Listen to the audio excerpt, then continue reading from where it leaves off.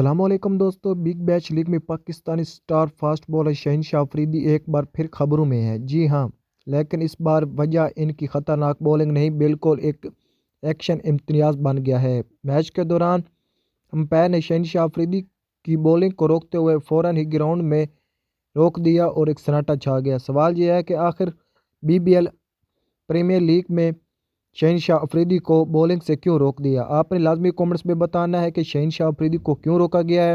ذرائع کے مطابق امپائر کو شہنشاہ افریدی کے بولنگ پر اعتراض تھا، جس کے بعد قوانین کے تحت ان پر اعتراضی پابندی لگا دی گئی، لیکن ایسا نہیں لگتا کیونکہ شہنشاہ افریدی کو پہلے 3 اوور میں 43 رنز لگ چکے تھے، لیکن شہنشاہ افریدی ایک خطرناک بولنگ کرتے ہوئے جس کی وجہ سے امپائر نے ان کو روک دیا کیونکہ شہنشاہ افریدی اپنے سے باہر ہو رہے تھے۔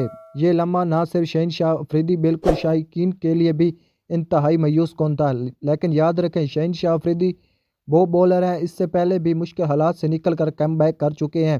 کیا شاہین ایک بار پھر شاندار واپسی کریں گے؟ کیا آپ سمجھتے ہیں کیا یہ فیصلہ درست تھا یا شاہین کے ساتھ ناانصافی ہوئی ہے؟ کامنٹس میں اپنی رائے ضرور دیں، ویڈیو کو لائک کریں، چینل کو سبسکرائب کریں مزید اپڈیٹ کے لیے۔